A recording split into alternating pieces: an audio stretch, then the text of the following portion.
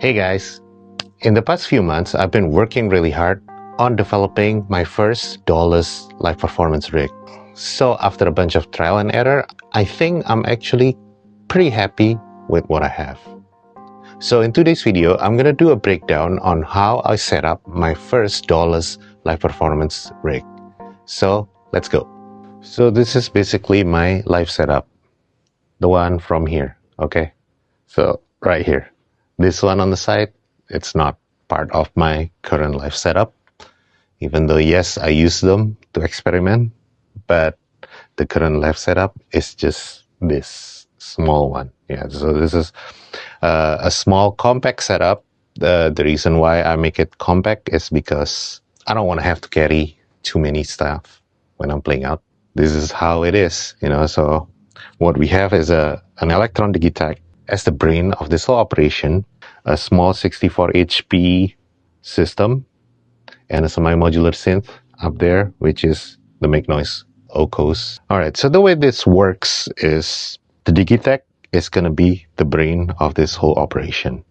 It's responsible for all the drum sounds, minus the kick drum, and also some chords and some pad sound. Before we explore this too far, let's take a look at how this gem works.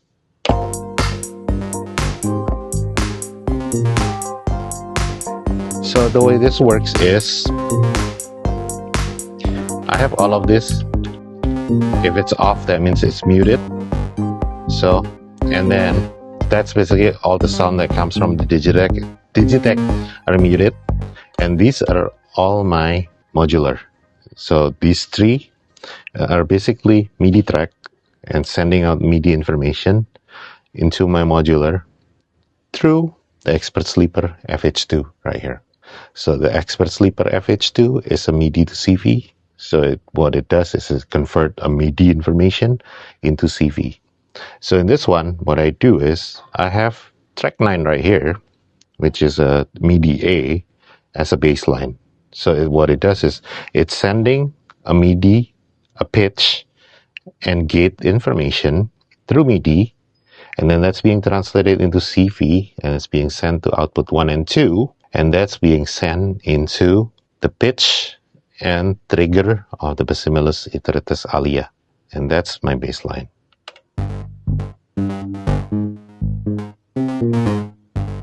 Yeah, okay, like that. And then this one, actually, the master clock is also coming from the Elektron Digitakt, and then that's being translated by the FH2 right here on output 7, and I'm sending out that clock into the Mimetic Digitalis, which is like a CV sequencer that spits out a random CV value. Yeah, it has 4 output, and all this 4 output is sent to 4 different input in Basimilus Iteritas Alia, creating modulation. If you take a look at this, this is without any modulation. This is what the bassline would sound like. Yeah, like that. So what I did is, however, before it goes directly to the BIA, I'm sending out the output from all these 4 to junction here to kind of like rein some control for the CV to send how much modulation amount is going to each input in the BIA. So that way, if I go extreme, it's going to be like that.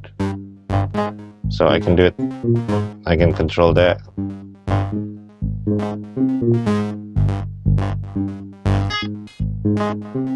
So I can play around like that, yeah. And I can, and what's great about this is I can constantly changing this.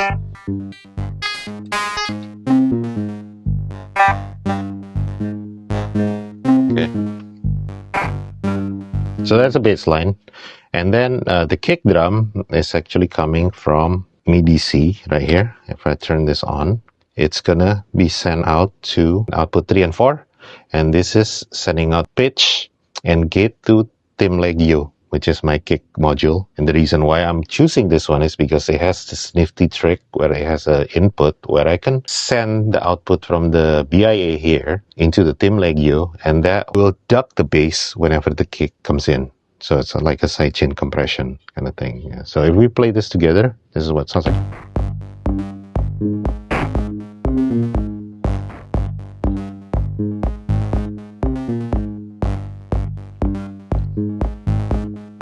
So if I can play around with this.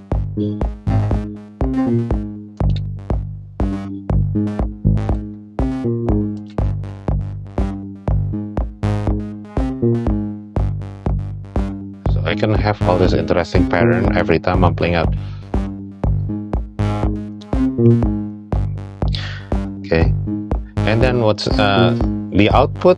So now the output for the bass line and the kick drum is actually gonna be summed through the output from my Tymp Legio, and this one I'm sending it out to my Dismodus Versio here, which is kind of like a artificial tail creator. That's what it says, which is basically a reverb. So if I can bring this in, so it adds like a nice vibe.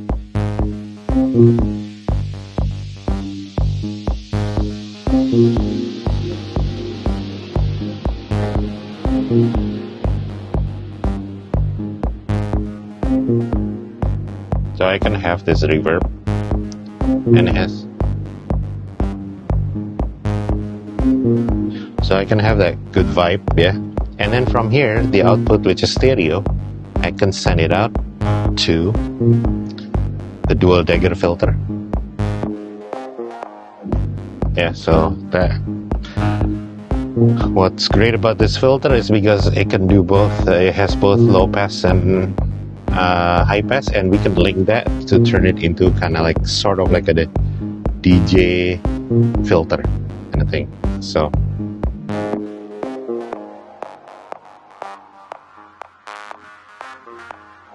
it's great for performance. And then this MIDI B is basically sending out once again pitch and gate to the Ocos. Yeah, so if we play that,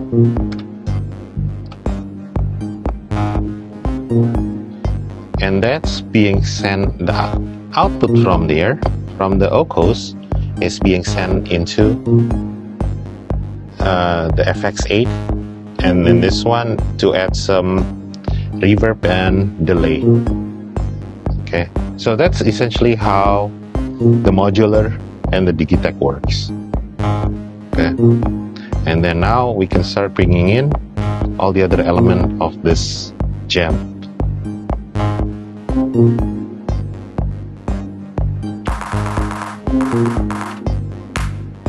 So the way I do that is like I'm actually using track 3 here as a drum fill. So what I did is I create a 4-step sequence of snare drum where the probability for each one of them I set at 75%.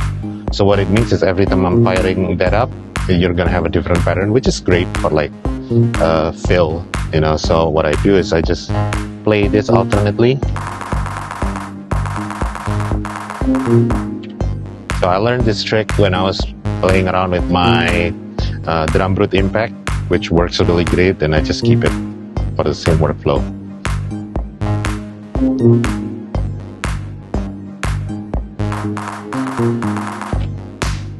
So that works kind of great for the drum fill.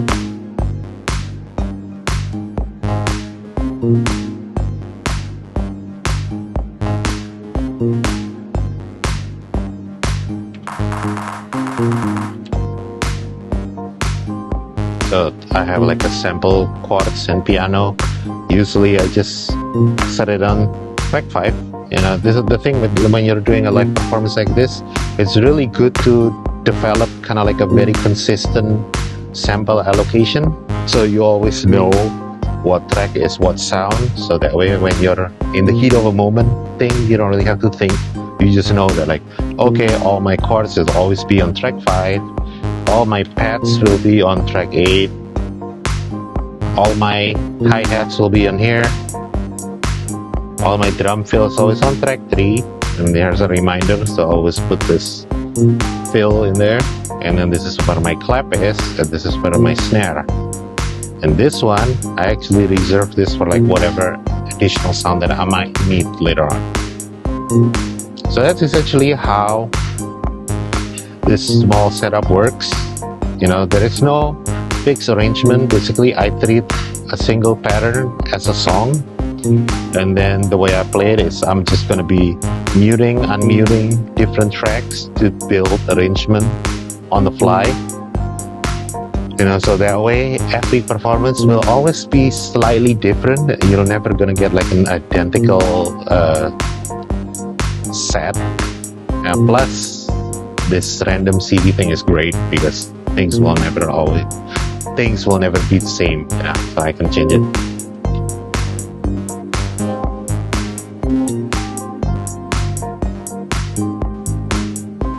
And then the next thing is like, maybe how do I move to the next song though? You know, well, right now in this moment, if I click pattern, I have about the 8 pattern prepared for a particular set. So if I want to jump to the next song, I just jump to the next pattern. Usually what I would do is, instead of doing it like this though, I'm just gonna start breaking it down one by one.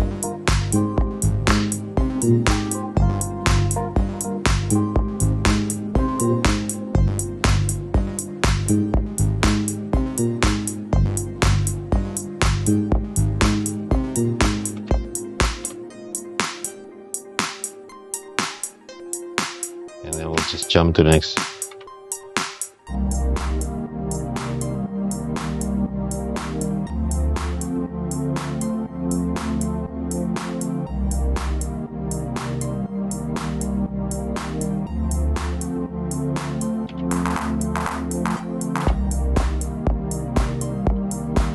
So we can just keep developing it slowly.